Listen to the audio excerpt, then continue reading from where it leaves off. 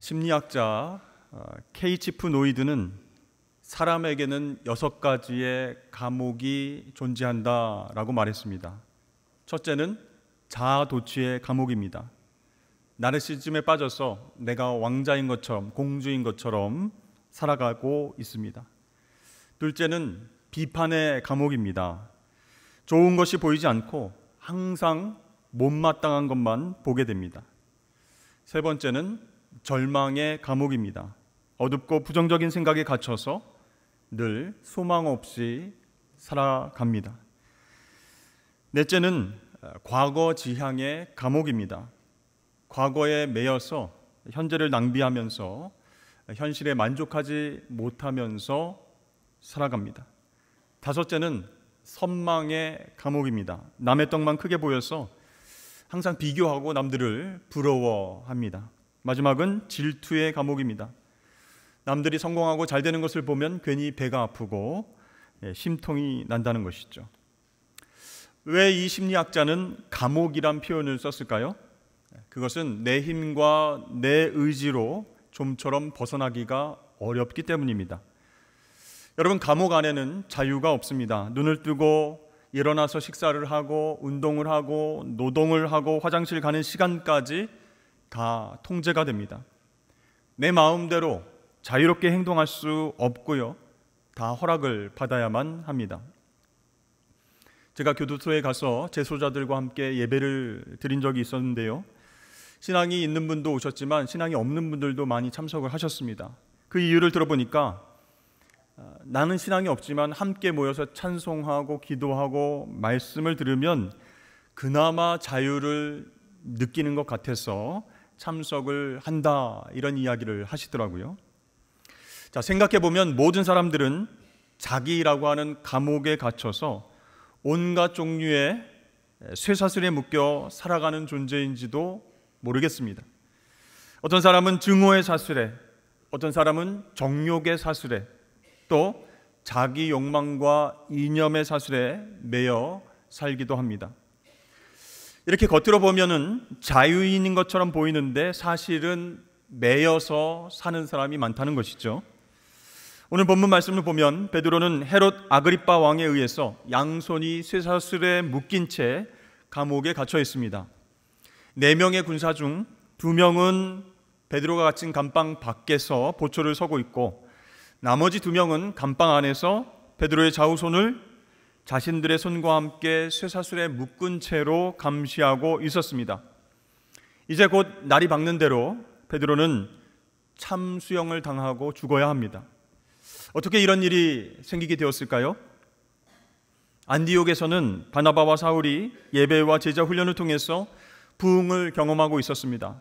그래서 그 지역 사람들이 예수 믿는 사람들을 그리스도인, 그리스도를 따르는 사람들 이렇게 부르면서 칭찬을 해 주었습니다. 자, 그런 시점에서 예루살렘 교회에 핍박과 박해가 먼저 찾아오게 되었다는 것이죠. 이 모든 것은 다 유대왕 헤롯 때문이었습니다.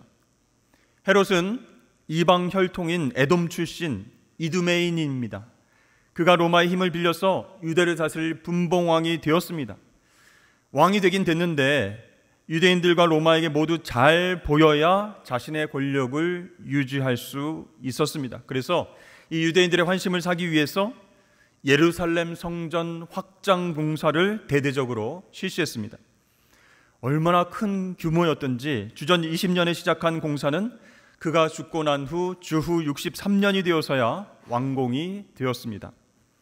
예수님께서 이 땅에 계시는 동안 찾아오셨던 그 성전이 그때까지 공사 중이었던 헤롯 성전이었습니다. 자, 이런 대공사는 헤롯이 하나님에 대한 경외심으로 시작을 하게 되었을까요? 그것이 아닙니다. 오직 유대인들의 환심을 사기 위함이었습니다. 자신의 권력과 왕자를 유지하기 위한 일종의 몸부림이었다라고 볼 수 있습니다.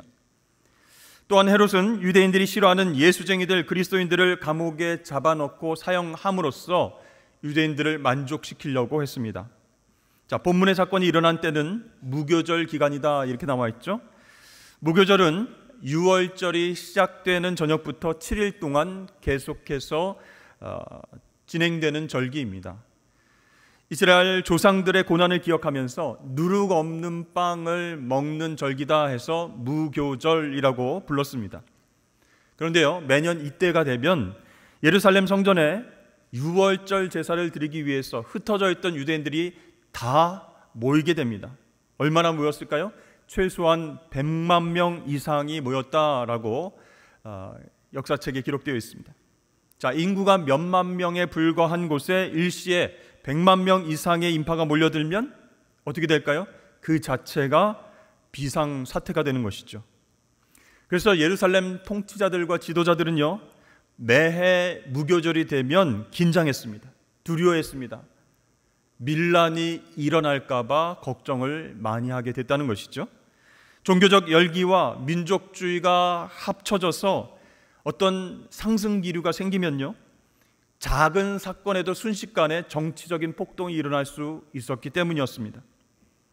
자, 빌라도가 예수님의 무죄를 확신했음에도 불구하고 예수를 십자가에 못 박아라 이렇게 외쳤던 유대인들의 함성 때문에 겁을 먹었습니다. 밀란이 발생할 것을 두려워해서 예수님을 십자가 처형에 내어 주었습니다. 오늘 본문의 헤롯 아그리빠도 마찬가지였습니다. 혹시 발생할지도 모를 이 밀란을 사전에 차단하기 위해서 무교절이 시작되기 전에 유대인들의 민심, 환심을 살 필요가 있었습니다. 그래서 예루살렘 교회의 중심 인물인 요한의 형제 야고보를 참수형에 처했습니다.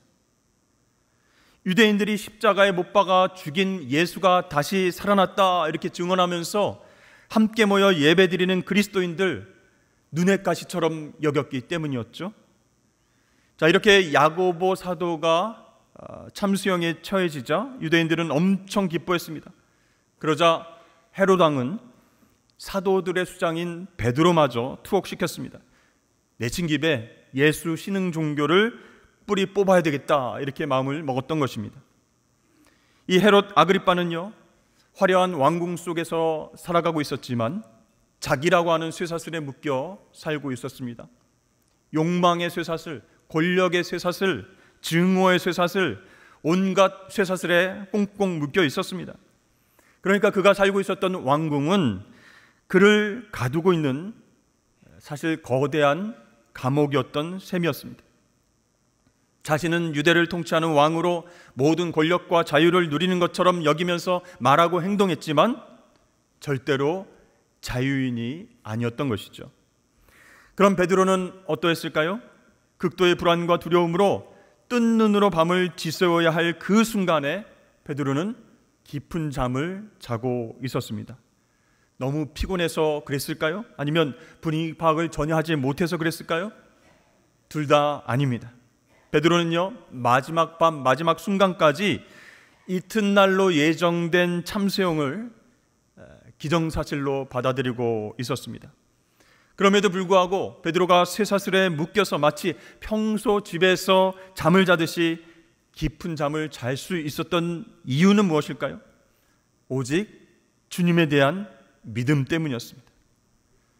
베드로는요, 자신이 주님을 위해서 참수형 당하는 것이 주님의 뜻이라면 죽음을 이기시고 부활하신 주님께서 자신의 생명을 책임져 주실 것을 믿었습니다. 베드로의 믿음은 이처럼 단순했습니다. 그가 어부 출신이었기 때문에 그의 믿음이 단순했던 것이 결코 아닙니다. 부활하신 주님께서 자신의 생명을 주관하시고 또 영원히 책임져 주심을 믿는 지혜를 갖고 있었기 때문에 그 지혜 속에서 베드로의 믿음은 단순함에 이를 수 있었다라고 볼 수가 있습니다. 그렇습니다, 여러분. 진정한 믿음은요, 나의 계산과 내 계획을 내려놓게 만듭니다. 그리고 자유케 합니다. 그래서 베드로는 그런 단순함 위에서 마지막 순간조차 평안하게 잘 수 있었던 것입니다. 마치 예수님께서 파도와 풍랑에 흔들리는 그 배 안에서 평안히 주무셨던 것처럼 베드로도 그 평안을 누리고 있었던 것이죠. 그때 주님의 사자가 호련히 나타났습니다. 어두운 감옥에 광채가 빛났습니다. 깊이 잠든 베드로를 깨우기 위해서 주님의 사자가 베드로의 옆구리를 내리쳤습니다. 그와 동시에 베드로의 양손에 묶인 쇠사슬이 벗어졌습니다. 이 죽음의 쇠사슬이 주님의 빛 속에서 저절로 풀리게 된 것입니다. 갇혀있던 감방의 문도 열렸습니다. 감방 안에 2명 있었고 밖에 2명 있었습니다. 총 4명의 군인이 베드로 한 사람을 지키고 있었지만 그 누구도 베드로가 띠를 띠고 신발을 신고 겉옷을 입고 감방문을 나서는 것을 알지 못했습니다. 자, 베드로가 천사를 따라서 첫째 초소, 둘째 초소 그곳을 지날 때에도 누구의 제지도 받지 않았습니다. 마침내 크고 육중한 감옥 정문에 다다랐는데 그 정문마저도 스스로 열렸습니다. 여러분, 주님의 빛 앞에서 모든 통제의 문들이 자동문으로 변한 순간이었습니다. 이사야 61장 말씀에 보면요, 예수님께서 메시아로 오신 그 목적에 대해서 이렇게 설명합니다. 포로에게 자유를 주기 위해서, 갇힌 자 풀어주기 위해서 이 땅에 오셨다라고 선포하고 있습니다. 여기서 포로는 누구를 말할까요? 전쟁 중에 적국으로 끌려간 그 사람만을 뜻하는 것일까요? 아니라는 거예요. 그들을 포함한 우리 모든 인생의 구원자로 우리 예수님이 오신 줄로 믿습니다.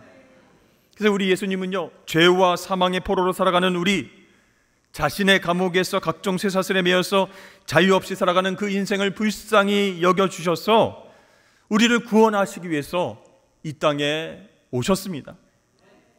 예수님께서 이렇게 말씀하셨습니다. 나는 세상의 빛이니 나를 따르는 자는 어둠에 다니지 아니하고 생명의 빛을 얻으리라. 아멘. 여러분, 세상의 빛은 우리의 외적인 상태만 알려줄 뿐입니다. 그러나 진리요 생명 대신 주님의 빛이 우리에게 비치면 우리의 내적 상태를 비추어 주십니다. 우리 안에 혼돈과 무질서가 있는지, 죄와 어둠으로 가득 차서 쇠사슬에 매여 있는지 그것을 깨닫게 하시고 그 내적인 상태를 치유하시고 회복시켜 주십니다. 그리고 자기라는 감옥에 갇혀서 매여 있는 삶을 자유케 해주시는 놀라운 능력을 허락하시는 줄로 믿습니다. 그런 관점에서 볼 때 우리 주변에 가장 불행한 인생은 어떤 인생일까요? 주님의 빛을 알지 못하는 인생입니다. 죄와 사망의 어둠에 살고 있으면서 자기는 행복하다, 자기는 자유롭다 착각하면서 살아가는 사람이 참 불쌍한 사람입니다. 그 인생들에게 우리는 예수님을 전해야 됩니다. 진리의 빛 대신 예수님이 그 내면을 치유해 주시기 위해서 복음을 전해야 할 것입니다. 너희가 내 말에 거하면 참으로 내 제자가 되고 진리를 알지니 진리가 너희를 자유롭게 하리라. 아멘. 진리 대신 예수님의 빛이 우리 가운데 비춰져야 이 내면의 상태, 어둠과 무질서와 그렇죠? 사슬에 매여 있는 상태를 깨닫고 주의 능력으로 자유케 될 수 있다라는 말씀입니다. 베드로는요, 이제 감옥 정문을 나와서 한 길에 이르러서야 자신에게 일어난 일이 꿈이 아니라 현실 속 실제 상황임을 깨닫게 되었습니다. 주님께서 자신을 참수형에 처하려는 헤롯 왕과 유대인들의 음모로부터 친히 구해 주셨음을 깨닫게 되었습니다. 그렇습니다, 여러분. 자신의 삶이 아무리 볼품없고 내세울 곳이 없더라도 자신의 삶을 주님께 온전히 드리게 되면 그 인생을 주님께서 직접 책임져 주실 줄로 믿습니다. 베드로가 이 엄청난 진리를 깨닫게 된 것이에요. 더 이상 무엇이 두렵겠습니까? 더 이상 무엇이 힘들겠습니까? 여러분, 진리 대신 예수님과 날마다 동행하는 삶을 사시기를 축복합니다. 그래야 우리는 쇠사슬에 매여서 끌려다니는 삶이 아니라 벗어나고 자유케 되는 삶을 살아가게 될 것입니다. 베드로는 이제 마가라 하는 요한의 어머니 마리아의 집에 갔습니다. 그곳에서 자신을 위해서 기도하는 사람들을 만났어요. 깜짝 놀란 형제 자매들에게 주님께서 어떻게 자신을 감옥에서 구해 주셨는지를 설명해 주었습니다. 그리고 나서 마치 아무 일도 없었다는 듯 복음 전하기 위해서 다른 곳으로 베드로는 떠나갔습니다. 좀 이상하지 않습니까, 여러분? 이렇게 엄청난 기적을 경험하고도 아무 일 없었던 듯 자신의 사명을 일상 가운데 묵묵히 감당하는 것 가능한 것일까요? 여러분, 진리와 복음의 능력 안에서 자유를 경험하는 것은요, 거창하고 큰 일을 추구하는 것이 아니라는 것이에요. 지금 이 자리에서 나에게 맡겨주신 사명을 감당하기 위해서 일상 가운데 묵묵히 섬기는 것입니다. 왜 그렇게 될까요? 그 기적을 통해서, 그 하나님의 은혜를 통해서 일상의 소중함을 깨닫기 때문이에요. 내가 숨을 쉬고 식사를 하고 일을 하고 사람들을 만나고 주를 위해서 섬기고 봉사하는 일들, 이 모든 일상들이 너무나 소중한 것이구나, 이것을 새삼 깨닫고 그 일에 집중하게 된다는 것입니다. 슈퍼맨이라는 영화로 유명해진 크리스토퍼 리브라는 배우가 있습니다. 그분이 생전에 토크쇼에 출연한 적이 있었습니다. 그가 인기가 전적일 때에 승마 경기에 나갔다가 말에서 떨어져서 전신 불구자가 되었습니다. 손과 발과 손가락, 얼굴조차 움직이지 못했고 단지 눈과 입만 움직일 수 있었습니다. 그 토크쇼에 나왔는데 사회자가 이런 질문을 한 거예요. 만약 지금 당신이 일어나서 걸을 수 있는 기적이 일어난다면 제일 먼저 무엇을 하고 싶습니까? 이렇게 질문했습니다. 얼마나 가슴 설레는 질문이었겠습니까? 그동안 계속 밤낮 가만히 누워 있어야만 했던 그가 정상인으로 회복되면 얼마나 하고 싶은 일이 많았을까요? 얼마나 가보고 싶은 장소가 많이 있었을까요? 그런데요, 그는 이렇게 대답했습니다.